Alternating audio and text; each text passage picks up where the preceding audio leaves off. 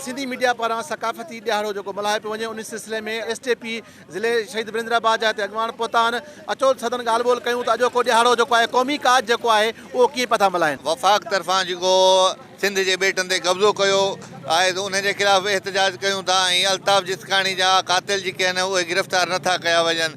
असां chief justice of Pakistan खां मुतालबो था कयूं त इहा आइन जी भञकड़ी आहे ऐं बेटनि जा कब्ज़ा ख़तमु कया वञनि। सिंधी मीडिया तरफ़ां सकाफ़ती ॾींहुं मल्हायो पियो वञे सॼी सिंध में, जेकी सिंध जी हज़ारे साल सकाफ़ती तहज़ीब पुराणी आहे। उन ई सिलसिले में प्रेस क्लब नवाबशाह ते असां STP तालके नवाबशाह तरफ़ां हिकिड़ी रैली कढी आया आहियूं, जेका अॼु असां सादगी नमूने सां मल्हाए रहिया आहियूं। जेको असांजो वाइस चेयरमैन शहीद अल्ताफ़ जिसकाणी शहीद कयो वियो आहे, उनजो असांजे माना हाउसनि ते तॾो विछायल आहे। उनजे बावजूद बि असां हिते ॾींहुं ई मल्हाए रहिया आहियूं सादगीअ सां। पंहिंजो कल्चर डे बि पंहिंजो सादगी सां इन करे मल्हायो त लाज़मी असांजो वाइस चेयरमैन तक़रीबन 12-13 ॾींहं थिया आहिनि ऐं इन करे असां बिल्कुलु सादगी सां आया आहियूं, पंहिंजो कल्चर बि मल्हायो आहे।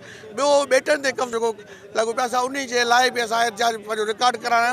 अञा ताईं ऑर्डिनेंस हिननि वापसि न आहे वरितो ऐं असां सिंध गवर्नमेंट खां वफ़ाक़ खां पुरज़ोर मुतालबो कयूं था ऐं चऊं था त बेटनि ते जेको कब्ज़ो आहे फिलफुल ख़तमु कयो वञे। सिंध जो कल्चर ऐं तहज़ीब सां सिंधी माण्हुनि जो लगाव आहे ऐं तरक़ी पसंद पार्टी पहिरें ॾींहं खां वठी सिंध जे बेटनि जे ख़िलाफ़ जिदोजहद में आहे। उहे तालके सतह जूं रैलियूं एहतजाजी रैलियूं हुयूं, मुज़ाहिरा हुआ या ऐं तरक़ी पसंद पार्टी हड़ताल जी काल ॾिनी। तरक़ी पसंद पार्टी कराची में भरपूर समूरियुनि क़ौमी पार्टियुनि खे गॾु करे 2 चकर 3 चकर एहतजाज रिकॉर्ड करायो आहे।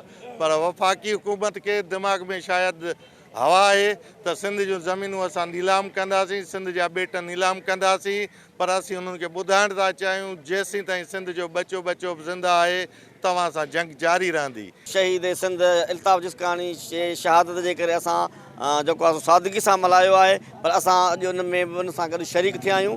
असांजे चैनल वारा शुक्रगुज़ार आहियूं। ॿियो त असांजा जेके आहिनि अॼु एकता जो ॾींहुं करे ऐं असां बेटनि जे करे त असांजे वफ़ाक़ जेको आहे ज़ोरीअ मथां लामा करे असांजे बेटनि ते जेको कब्ज़ो कयो वियो आहे उहो ख़तमु कयो फौरी तौर ते। असां पंहिंजे कल्चर जी बि हिफ़ाज़त कंदासीं, असां पंहिंजे सिंधी टोपी सिंधी अजरक जी बि हिफ़ाज़त कंदासीं। गॾोगॾु असां पंहिंजे सिंध जे वसीलनि जी, सिंध जे बेटनि जी, सिंध जे कोयले जी, सिंध जे कारूचनि जी बि असां हिफ़ाज़त कंदासीं। अॼु जेके असांजा STP जा अॻुवान जेके जेलनि में वेठा आहिनि, सिर्फ़ु सिंध जे बेटनि जी हिफ़ाज़त जे करे जेलनि में वेठा आहिनि। अॼु मुंहिंजो वर जेल में वेठो आहे, असांजो भाउ निसार जेल में वेठो आहे ऐं असांजी पार्टी जो वाइस चेयरमैन शहीद अल्ताफ़ जिसकाणी हिन सिंध जी बका लाइ शहीद थी वियो। हिन बेटनि जे मसइले में हुनजो अहम किरदारु हुयो, तॾहिं हुनखे शहीद कयो वियो। हिननि जो इहो मुतालबो कयो आहे त जेकॾहिं वफ़ाक़ इहो ऑर्डिनेंस वापसि न वरितो त असीं जेको असांजी सिंध अंदरि सरापा एहतजाज रहंदासीं ऐं अॼोको ॾींहुं जेको आहे हीअ असीं हिकु ईद वांगुरु मल्हाए रहिया आहियूं। अॼु असांजो क़ौमी जेको काज आहे ऐं असांखे तमामु घणी ख़ुशी थी रही आहे। कैमरामैन मोहम्मद आज़म भट्टी सां गॾु रहीम लाशारी, अवामी आवाज़ TV, नवाबशाह। विज़िट कयो अवामी आवाज़ मीडिया ग्रुप जी वेबसाइट